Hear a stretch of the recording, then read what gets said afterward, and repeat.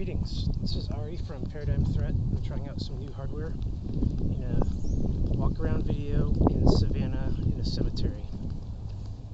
And hope you guys can hear me okay. The topic of today is going to be planets. And one question I have, because I don't really know the answer, when did the planets first get taught to children in public school, in general settings? Couldn't find the answer. When I looked yesterday, I found out that the first studies given to children started out around 1930, and those textbooks were very heavy, not very fun to read, you know, no pictures, very heavy in the math, and hell, I took astronomy class, so I've quite, you know, it's not any fun unless you're able to dig deep into the math.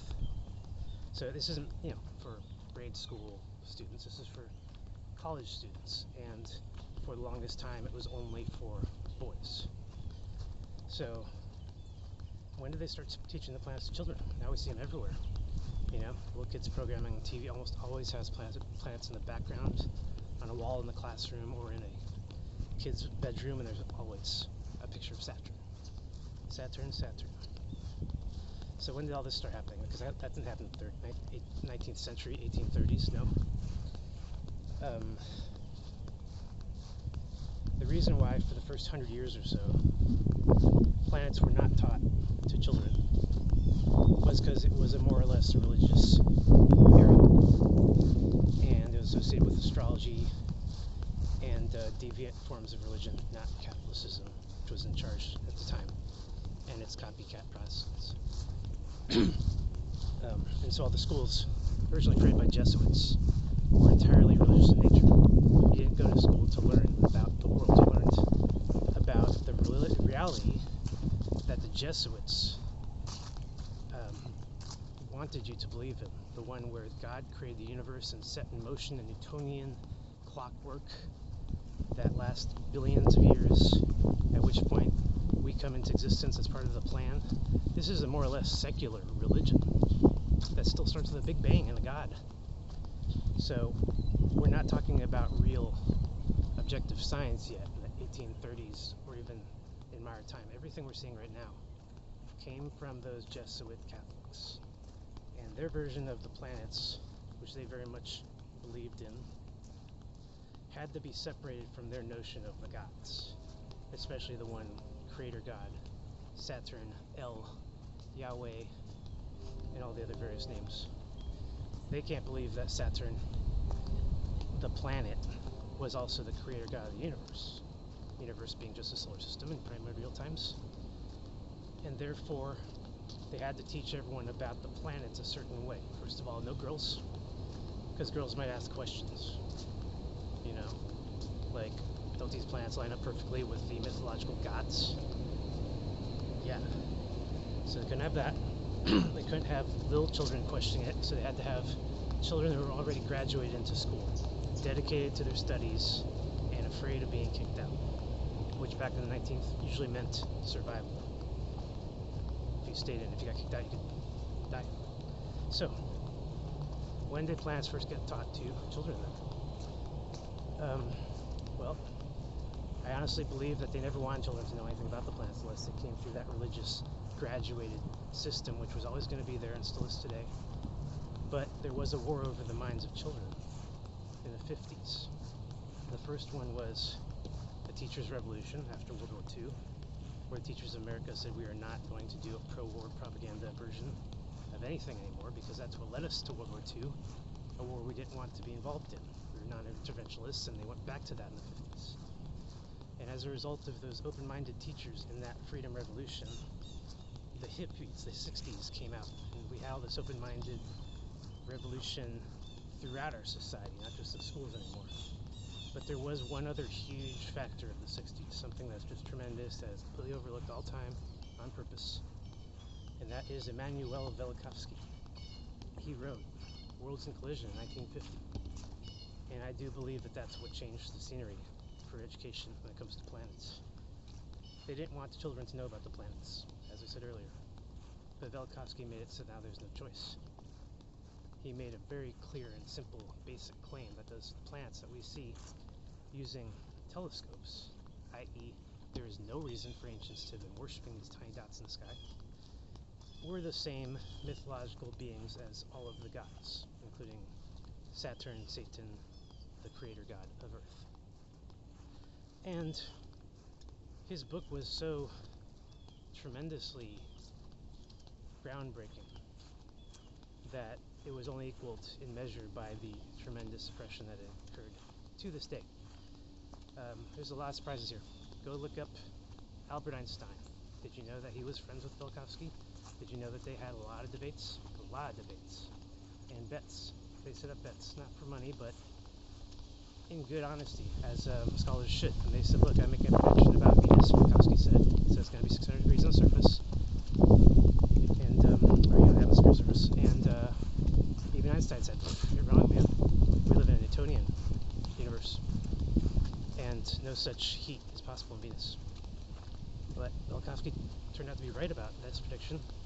Prediction of water on carbohydrate water on Venus was one of his predictions, i.e. manna from the Exodus story in the Bible. Like, crazy that he got these things right. And it impressed Einstein, and he said so. He wrote a letter to Velikovsky saying, look, I guess you were right about our bet. I thought electromagnetism would not play into the forces of the universe, like at all. That it was really just gravity inertia.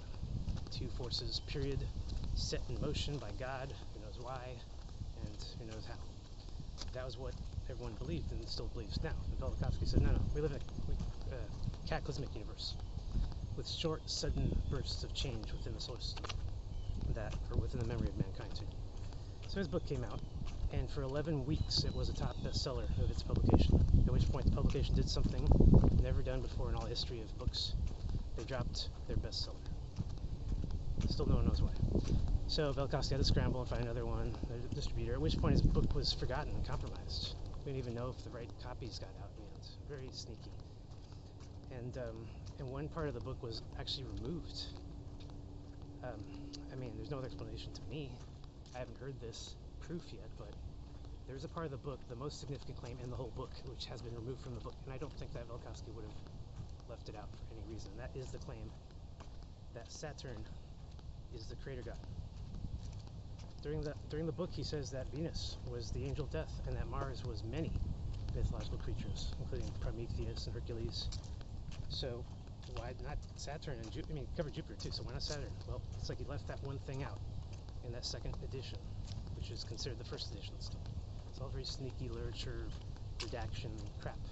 But anyway, David Talbot in 1990s received that copy, a missing copy, that page. The page very clearly said, look, all the planets were the gods, including Saturn. And Saturn was the most important one, too, because apparently all the other planets came out of Saturn at one point in the beginning. And so Saturn is seen as the great mother, creator of the universe, which is really our solar system. And you can see why all the religions got the way they did. So, of course, Velikovsky's claim should have really, at the very least, be taught in schools as an alternate theory. It was so heavily suppressed, I only got to hear about it in 2013. That's pretty late. Until then, I'd never heard of Velikovsky or David Talbot. I mean, I watched Invasion of the Bystanders in the movie. They do mention worlds of collision. But if you watch that scene, they really make it look like a science fiction, you know? They mention Star Maker after that. And it's in a science fiction movie. I mean, they don't even mention what the book's about.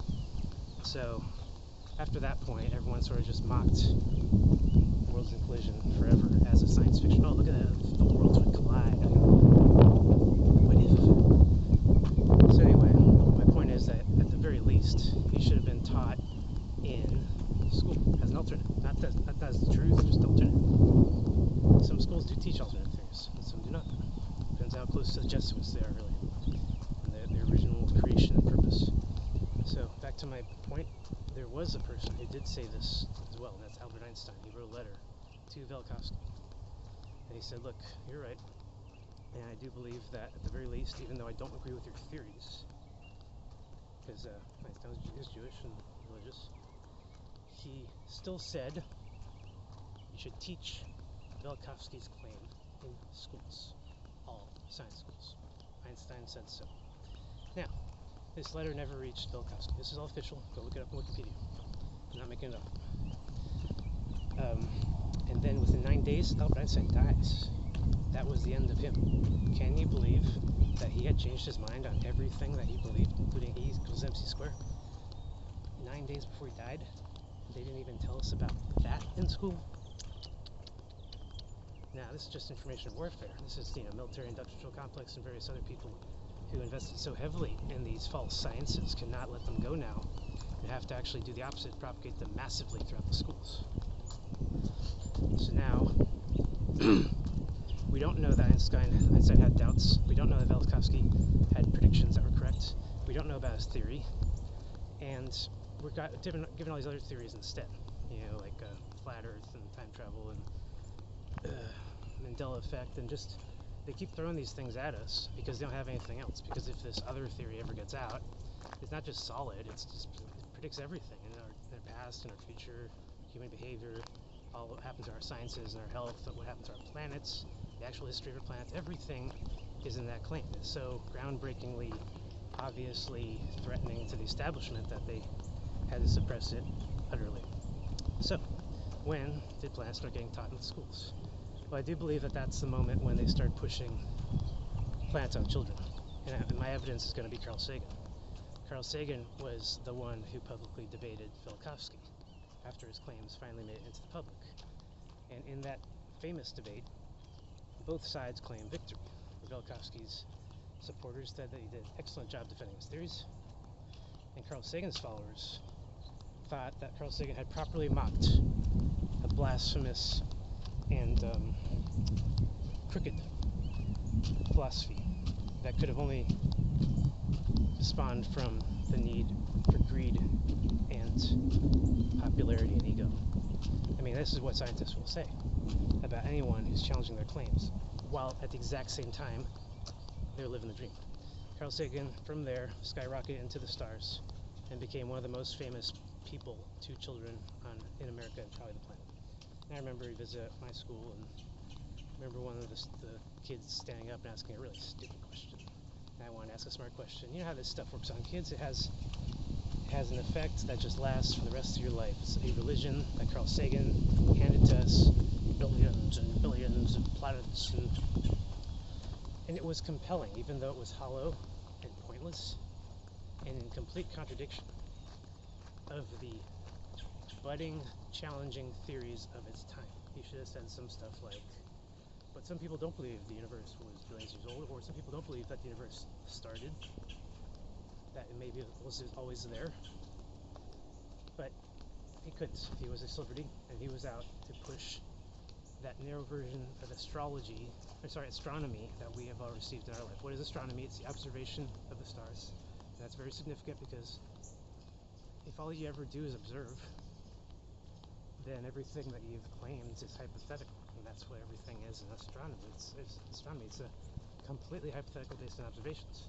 Distance to stars, size of stars, composition of stars, everything is hypothetical because it's based on observation. And there are better sciences out there. The ones that include our past and don't mock our ancestors. The ones that consider all scenarios, including the ones where planets are in close proximity and causing major cataclysm. These things should not be ruled out. So, I do believe that planets started becoming popular to children in the 1960s, late 60s, early 70s as a response to the fracturing of the establishment's science narrative. Just by individuals, by hippies, walking around the streets holding these books, saying, I have a copy of a more or less banned book, something that you'll never find in school because they won't allow it. They'll either get rid of the book, get rid of you. And I'm saying, with this book in my hands, come to me. I'm the college. That was a message of the 60s. Let's get rid of all these institutions, and let's learn from each other, even on the street if we have to. And they did, and they started teaching all these things, and they got to the kids, and they knew it. The establishment knew it, and they had to have a response. So, they couldn't really make planets popular to kids, because not popular. So they lied to us, and they said rockets to the moon.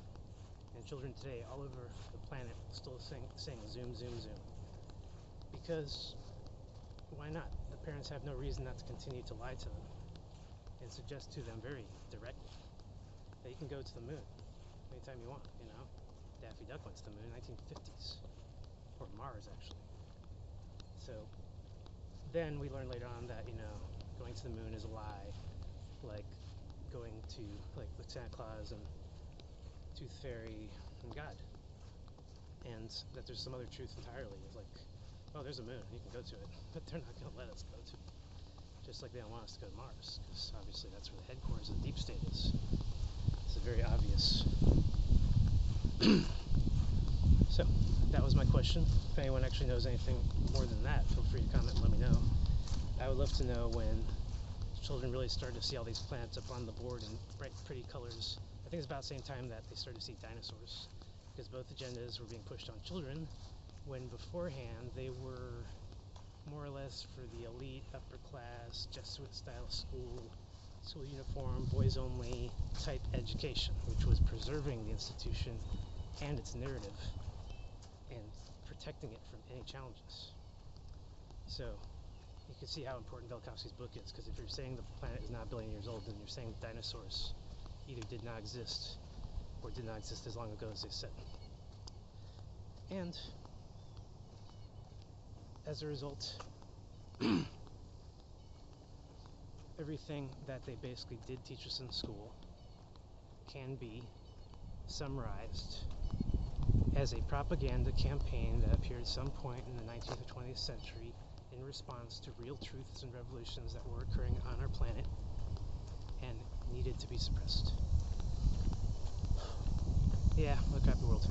I am still very optimistic that we're going to get a lot better, because if you just look around you, the school system is failing. It's a joke now. People know that they're not learning. I'm having conversations with parents where they all agree with me. I know 10 years ago, it wouldn't be like that, and they'd say, oh, you don't go to school, your kid's going to miss out on opportunities. Now they know there's no such thing. So, you just want to do what's best for your kids, and that's STEM. And public school is going the way of the dinosaur, almost as if it had never even existed to begin with. Thanks for watching, guys, and I'll see you next time.